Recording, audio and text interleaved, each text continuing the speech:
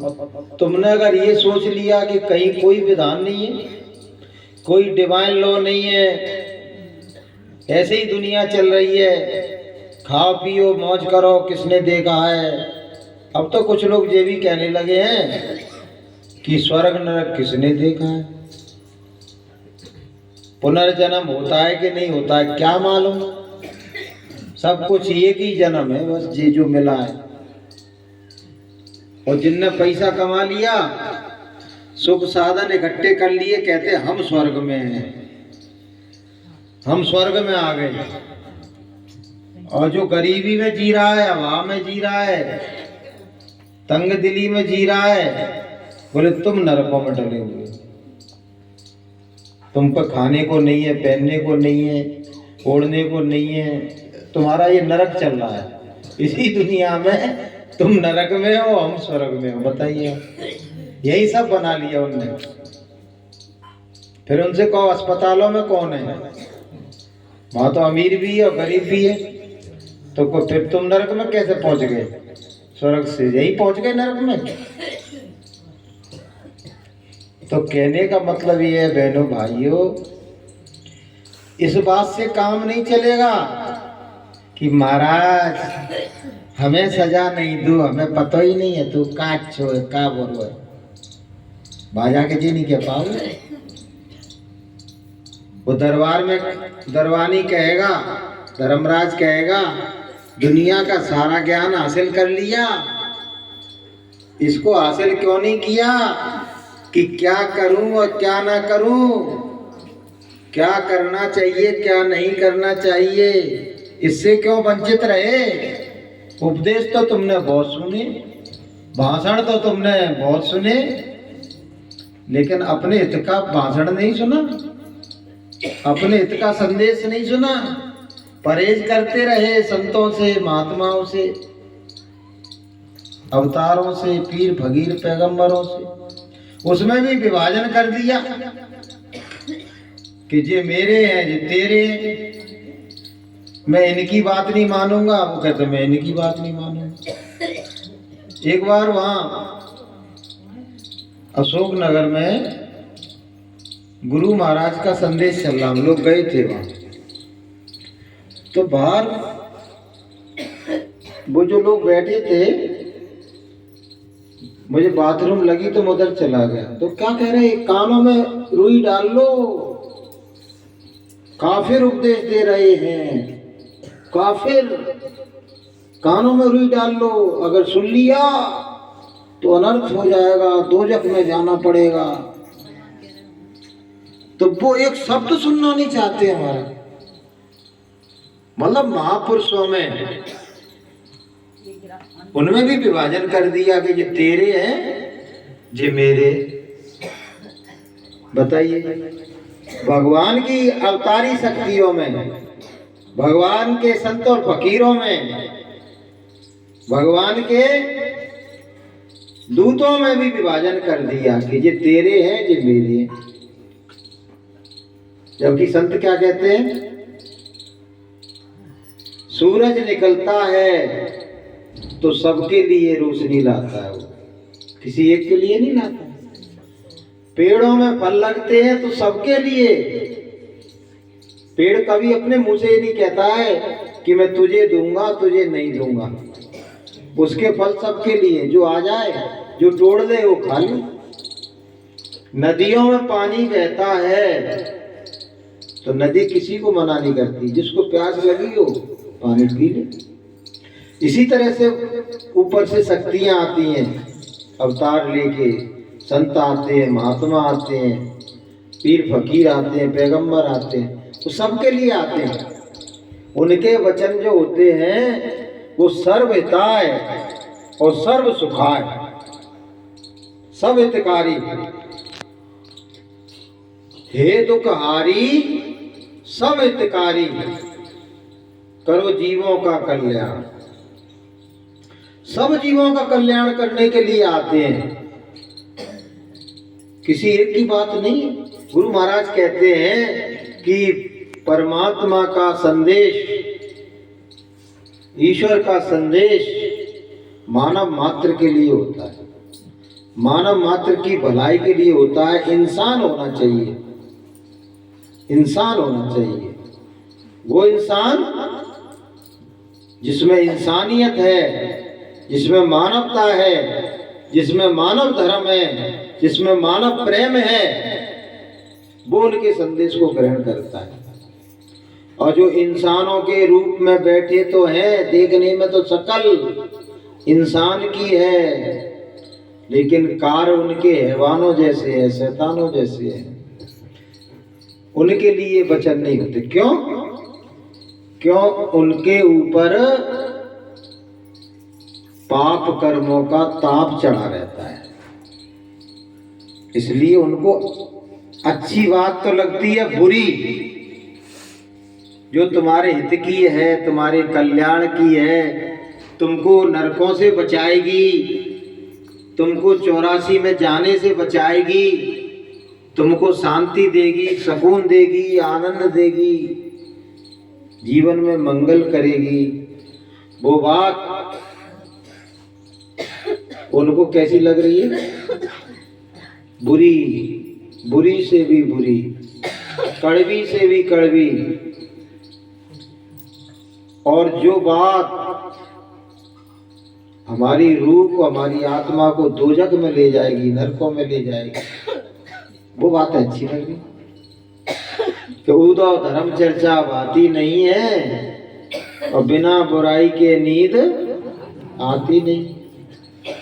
जो धर्म की बात है, जो इंसानियत की बात है, जो परमात्मा की बात है कि भाई परमात्मा कैसे मिलेगा, कैसे मेरा कल्याण होगा, कैसे मुझे मुक्ति मिलेगी, जन्म जरा मृत्यु के बंधनों से कैसे छुटकारा पाऊंगा, वही बात तुमको अच्छी नहीं लग रही है। सोचो तुम्हारी मति कहाँ पहुंच गई, तुम्हारी मति किस रूप में कुमति हो गई, कैसी कुमत हो गई कि अच्छाई में बुराई ढूंढते हो और बुराई में अच्छाई ढूंढ रहे हो। अगर ऐसा नहीं होता ना तो इस मकान में जगह नहीं मिलती। अरे वो तो जय गुरुदेव वाले हैं, जय गुरुदेव वाले, जय गुरुदेव वाले, हम राम वाले, हम कृष्ण वाले हैं जी, जय गुरुदेव। विभाजन कर दिया उन्होंने। अरे भैया जय गुरुदेव तो राम से मिलावे आए, जय गुरुदेव तो कृष्ण से मिलावे आए। तुम्हारी रामायण कह रही है कि गुरु बिन भवने तरे न कोई और जो विरंच शंकर सम होई, तुम्हारी रामायण कह रही है। तो हमने गुरु बना लिया तो अपराध कर लिया, तुमने नहीं बनाया तो अपराध नहीं किया, और हमने बना लिया तो अपराध हो गया। और गुरु ने जो रास्ता बताया प्रभु मिलन का, हम उस रास्ते से भगवान की राह पर चलने लगे तो तुम्हारी दृष्टि में हम अलग हो गए कि जी अलग है, हम अलग है। बताइए क्या मन का भ्रम है। तो बड़ भागी जी वो है बहनों भाइयों जो गुरु के वचनों को स्वीकार करते हैं, जो जीवन में धारण करते हैं, जो जीवन में अपनाते हैं, जो अपना लेते हैं। जैसे बाजार में कोई दवा बिक रही है, किसी रोग की विशेष दवा है, ये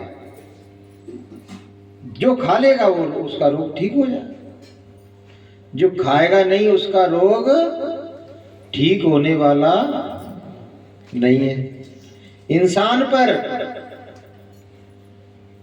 3 तरह के रोग लगे हुए हैं, तन के रोग, मन के रोग और धन के रोग।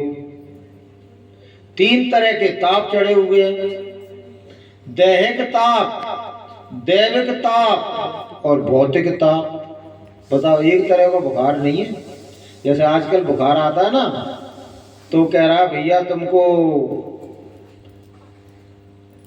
मोती जरा भी है और तुमको क्या कहते हैं वो स्वाइन फ्लू भी हो गया और तुमको संग में ये भी हो गया, मलेरिया भी हो गया। तो भैया इलाज कौन को कराओगे? एक बुखार, तरह तरह के बुखार एक ही आदमी पर चढ़े हैं साहब। बताइए ऐसे एक ही आदमी पर 7 तरह के ताप चढ़े। जो उसमें रामायण लिखा है कि राम राज्य में एक ताप नहीं था कि दैहिक दैविक भौतिक तापा और राम राज काहू नहीं व्यापा। राम राज्य में नहीं थे तो इसका मतलब क्या कौन सा राज्य चल रहा है? मोदी जी तो कह रहे थे राम राज्य आ गया, फिर ताप तो गए नहीं, कहूँगी ताप तो गए नहीं, मांसाहार बंद हुआ नहीं, शराब का पीना बंद हुआ नहीं, बिकना बंद हुआ नहीं, गौओं का कटना बंद हुआ नहीं, जीव हत्या बंद हुई नहीं, अनाचार पापाचार बंद हुआ नहीं, तो राम राज्य कैसे आ गया? अगर आ जाता तो ताप हट जाते सब, इंसान सुखी हो जाता। लेकिन सतगुरु बताते हैं कि इस कलयुग में भी इन तापों से बचा जा सकता है अगर गुरु की आज्ञा में जीवन जियो तो। गुरु कहें करो तुम सोई और मन के मता चलो मत कोई। जो गुरु कहे सो करो तो तुम्हारे ऊपर ये ताप नहीं रहेंगे। तन के विकार हैं, तन के विकार कैसे दूर होंगे भाई? आपको उसका निदान भी तो बताया जाएगा। तन में तरह तरह के विकार आ गए, तरह तरह के रोग आ गए, डॉक्टर भी परेशान कि काय का इलाज करें इनका। गुरु महाराज कहते हैं मनुष्य के खून में जानवरों का खून मिल गया, अब जानवरों की बीमारी मनुष्य में आ गई। जानवर जब बीमार होते हैं तो उनको जो डोज दिया जाता, गोली दी जाएगी इतनी बड़ी दी जाएगी, हाई डोज, और जानवर इंसान के लिए छोटी सी गोली दी जाती। अब बीमारी तो लग गई जानवर की, क्योंकि वहां सड़ा मांस खा गए। अब वो बीमारी दूर कैसे हो? तो गुरु महाराज ने कहा कि शाकाहार का व्रत लो, शाकाहारी हो जाओ, किसी का अंडा नहीं खाओ, मांस नहीं खाओ, मछली नहीं खाओ, तो वो बीमारी जो जानवरों की आ रही है कम से कम वो तो नहीं आएगी। जो आएगी बीमारी इंसान की तो आएगी, जानवर की तो नहीं आएगी। अब जैसे स्वाइन फ्लू आया, स्वाइन फ्लू, स्वाइन माने क्या होता है? कुत्ता के सुअर, मतलब जानवर ही है कोई। तो भैया वो फ्लू जानवर से तुम में कहां से आ गया? का उड़ के आ गया जो है? Chikungunya, chikungunya. अब चिकन तो होती है मुर्गी मुर्गा, उनके बच्चे ने चिकन कहते हैं, और गुनिया माने बुखार। तुम में कहां से आ गया? वो तो जानवरन में था, उसमें था, मुर्गी के बच्चन में तुम में कहां से आ गया कि महाराज हमने डकारे वो चिकन फ्राई कर करके डकारे तो हम में आ गए हैं। चिकन गुनिया जब आया था तो लोग बड़े रोते थे, ये दर्द हो रहा, वो दर्द हो रहा, ये दर्द हो रहा, पूरे शरीर में दर्द होता था हैं। तो भैया ये आया कहां से? क्योंकि तुमने संतों की आज्ञा की अवहेलना की, मनमानी की कि जो भैया मुझे अच्छा लगेगा मैं तो वो खाऊंगा, जो अच्छा लगेगा मैं वो पीऊंगा। पी ले बेटा, हमारा क्या जा रहा? परेशानी तो तेरे ऊपर आएगी कि हमारे ऊपर आ जाएगी हैं? तो तन के ताप, तन के रोग कब मिटेंगे? गुरु महाराज क्या कहते हैं? रूखा सूखा भोजन, रूखा सूखा भोजन, मेहनत ईमान की कमाई का, परमात्मा गुरुदेव को अर्पित करके उसको आप भोजन ग्रहण करो। और थोड़ा जैसे घोड़ा होता है ना, घोड़ा क्या होता है? अगर उसकी लगाम हटा दो तो वो तांगे में चलेगा, उसको तो इच्छा होगी उधर भगेगा। तो उसी तरह से मन रूपी घोड़ा उस पर लगाम लगाने की जरूरत है कि देखो भागे नहीं सही, देखो भागे नहीं इंद्रियों के घोड़े और इन पे पड़ते रहे संयम के कोड़े। संयम का मतलब तो सब समझते ही, संयमित रहो और शुद्ध शाकाहारी भोजन करो और सप्ताह में कम से कम एक दिन का व्रत रखो, पेट को खाली रखो, फिर बीमारी काहे को आएगी। 80% बीमारी पेट के विकारण से आती है। भरे में भरा, भरे में भरा, भरे में भरा। पेट मना कर रहा है, जीभ कह रही है नेट तो स्वाद चखलन दो, कितनी बढ़िया सब्जी बनाई है, कैसी खुशबू उड़ रही थी भाई बनाओ तब। और पेट मना कर रहा है कि नहीं है गुंजाइश, पहले से ही स्टॉक फुल है, अब नहीं है रखने की जगह। लेकिन जीव ने क्या किया, जबरदस्ती भाई घुसवा दिया भाई।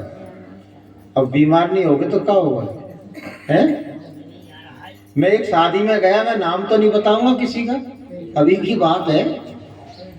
एक बहन जी जिसको मैं जानता था, कहूँ जहाँ खाएं, कहूँ वहाँ खाएं, कहूँ वहाँ खाएं, वहाँ खाएं, हम 1.5 घंटा खड़े रहे, वो खाती रही। तो जा में स्वाद कहूँ, बा में स्वाद कहूँ, बा में स्वाद कहूँ, बा में स्वाद कहूँ, बा में स्वाद। मैंने सुरेश से कही, मैंने देखी यार जब पेटे के नगाड़ा है भर ही नहीं रहा। तो तुम मतलब जीव के स्वाद के लेकर बिल्कुल बीमारी है, बिल्कुल घर ले जाओगे क्या? मान लो उल्टी दस्त हो जाए, फिर क्या करोगे तुम? जितना खाया होगा 10 गुना डॉक्टर ले लेगा और परेशानी अलग आएगी। तो गुरु महाराज की आज्ञा मानी तुमने है? ये पेट की जठराग्नि सूर्य निकलता है तब तक तो कार्य करती है, सूर्य चला गया, सूर्य अस्त हो गया तो जठराग्नि धीरे धीरे धीरे धीरे मंद होना शुरू हो जाती है। और तो 10 बजे 11 बजे 12 बजे रोटी खाओगे तो पचेगा वो, सीधा छाती पर धरा रहेगा। और शादियों में अक्सर यही टाइम रोटी खाई जाती है। तो तन से रोगी हो गए नहीं हो गए बोलो हैं? फिर दोष कौन दोगे? भैया हम तो सत्संग में जाते थे और ये बीमारी लगे भैया, हमारे तो घुटने में दर्द होता है। तो होगा नहीं तो क्या होगा? वो बात बेकार घुस गया उसमें, बात बेकार घुस गया। 80 प्रकार का रोग पेट की खराबी से होता है। तो गुरु की आज्ञा मानो ना, संयम से रहो, शाकाहारी भोजन करो, स्वल्पाहार लो और रात को कम से कम खाओ। वजन भी अच्छा बनेगा और शरीर से भी निरोगी रहोगे, तन के विकार चले जाएंगे। डॉक्टर पे जाने की जरूरत नहीं है। वो तो प्रारब्ध का कोई आ जाए तुम्हारा भैया कि प्रारब्ध में लिखाई है ये रोग, तो तब डॉक्टर पे जाना पड़ेगा, नहीं कोई जरूरत ही नहीं डॉक्टर पे जाने की। गुरु महाराज कहते पहले ना इतने वैद्य थे ना डॉक्टर थे, अस्पताल तो थे ही नहीं ऐसे, और लोग निरोगी रहते थे। तो तन से रोगी, फिर मन से रोगी, मन विकारों से भर लिया, मन बुराइयों से भर लिया, मन व्यसनों से भर लिया, मन रोगी हो गया। और तमाम लोग रात दिन मोबाइल देख रहे हैं भैया, रात दिन मोबाइल देख रहे हैं, तो मन के रोगी नहीं बनेंगे हैं? तो मन का रोग कैसे दूर होगा? मन का रोग दूर होगा भगवान के भजन से। भगवान का भजन करने लगो। बहुत से लोग कहते हैं हमें रात को नींद नहीं आती है, तुम परमात्मा का भजन करने लगो, नींद आना शुरू हो जाएगी। बस तुम्हें क्या करना है, कानन में उंगली देना है, थोड़ी देर बाद अपने आप ही नींद आ जाएगी, मन के रोग खत्म हो जाएंगे। सारे रोग हमने खुद पैदा किए, चाहे वो तन के हो चाहे मन के हो। तीसरा रोग धन का रोग, जिस पे ज्यादा है वो धन से रोगी हो गया, कम है तो रोगी हो गया। तो उसके लिए क्या करना है हमको? गुरु महाराज ने कहा परमार्थी कार्य में, सत्संग में, सेवा में तुम उसको देना शुरू कर दो। थोड़ा सा, थोड़े में थोड़ा दे दो, ज्यादा है तो ज्यादा दे दो। थोड़े का थोड़ा स्वीकार है, ज्यादा का ज्यादा स्वीकार है। तो कहते ना कि एक जगह वो एक संत बैठे थे, तो किसी कार्य की सेवा मांगी गई तो बहुत लोगों ने बहुत बहुत दे दी, मेरे 10,000 लिखाओ, किसी ने कहा मेरे 5,000 लिखाओ, किसी ने कहा 50,000 लिखाओ।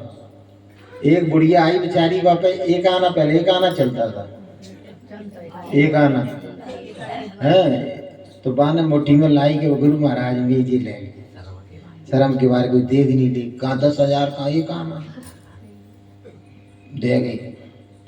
अब गुरु महाराज ने बड़ी पीठ ठोकी, बाकी शाबाश, वेरी गुड, बहुत अच्छा किया तूने। अब जिनने 10,000 दे वो बोले कि महाराज एक छोटा सी एक नहीं दे गई वो तुम्हें, बाकी तुम वेरी गुड, थैंक यू, धन्यवाद दे रहे हो तुम। हमने इतनी बड़ी गड्डी दी ताको तुमने जो नहीं कही कि हाँ बहुत बढ़िया। ये क्या है? गुरु महाराज बोले कि उसके पास केवल यही था, केवल एक आना ही था और कुछ था ही नहीं उसके पास। वो पूरा धन दे गई मुझको, जितना धन था पूरा दे गई वो। तुम पे तो इतना देने के बाद भी इतना और भरा पड़ा है अभी, तुमने तो थोड़ा सा दिया है ना। तो अगर थोड़ा है तो 10 रुपए दे दो, 5 रुपए दे दो, जितना दे दो ठीक है, ज्यादा है तो ज्यादा दो। तो देना सीखो कि प्रभु हमें देते हैं सब कुछ, हम भी तो कुछ देना सीखे। बहुत से मैंने सत्संगी देखे हैं भैया, हाँ चमड़ी चली जाए लेकिन दमड़ी जाने नहीं देंगे, खा आएंगे भंडारे में, पैसे ही नहीं देंगे। बताइए, देना सीखा ही नहीं है तो तैसे ही वो दरिद्री से हो गए सब, तैसे ही दरिद्री बने फिर रहे हैं। और जिनने देना सीखा वो मालामाल हो गए। मैं आपको एक सही बात बता रहा हूं, यहां से गुरु महाराज निकले थे, बस मैं अपनी बात खत्म कर दूंगा, थोड़ा सा वो बोल लेंगे। यहां से गुरु महाराज निकले, बताना नहीं चाहिए लेकिन वो तुम्हारे फायदे की है इसलिए मैं आपको बता रहा हूं।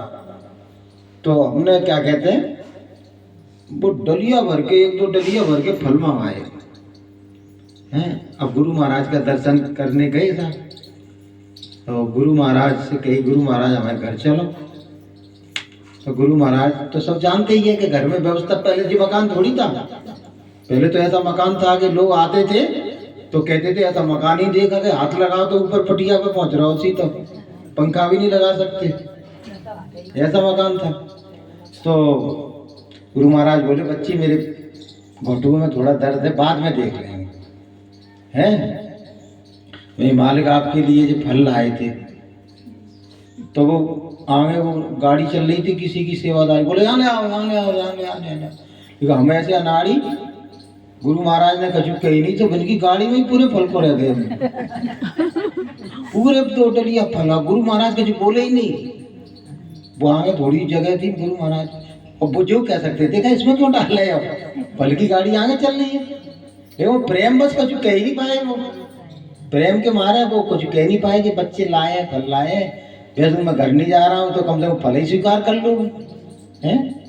तो आप विश्वास नहीं करोगे, पहले हमारे घर में इतने फल फूल नहीं आते थे, और जब से हमने दिया है तब से भरा रहता है सब कुछ ऐसा लगता है कि गुरु महाराज ने बिल्कुल लबालब कर दिया है। फल मेवा मिष्ठान किस कुछ ही चीज खाने की इच्छा नहीं होती हमारी, सही बताएं, बिल्कुल इच्छा नहीं होती खाने की, सब भरा पड़ा रहता है बिल्कुल। तो परमात्मा से लेना है तो परमात्मा को थोड़ा देना सीख जाओ। ये गारंटी है इस बात की कि अगर तुम अपनी आय का कुछ हिस्सा निकालना शुरू कर दो तो तुम्हारी गरीबी दूर हो जाएगी, गरीबी नाम की चीज नहीं रहेगी, तुम्हारे समृद्धि आती चली जाएगी, समृद्धि वैभव समृद्धि। तो तन से भी निरोगी हो जाओगे, भजन करोगे तो मन से निरोगी हो जाओगे, और थोड़ा सा देना सीख जाओगे तो धन से निरोगी हो जाओगे। तो जीवन में बोलो बहनों भाइयों, खुशहाली आएगी कि नहीं आएगी? आएगी कि नहीं आएगी? और ऐसी आएगी खुशहाली कि तुमको ऐसा लगेगा कि दुनिया में चारों तरफ लोग रो रहे हैं, चिल्ला रहे हैं, परेशान हैं, व्याकुल हैं, तो तुम्हें ऐसा लगेगा कि मैं तो चैन की बंसी बजा रही हूँ। भगवान की छाया में आ जाओ, गुरुदेव की छाया में बैठी हूँ और चैन की बंसी बजा रही हूँ। बड़ी बड़ी आफतें, बड़ी बड़ी समस्याएं तुम्हारे बगल से निकल जाएंगी, तुमको पता ही नहीं पड़ेगा। बड़ी बड़ी आफतें, कहीं ना कहीं हम गलती करते रहते हैं।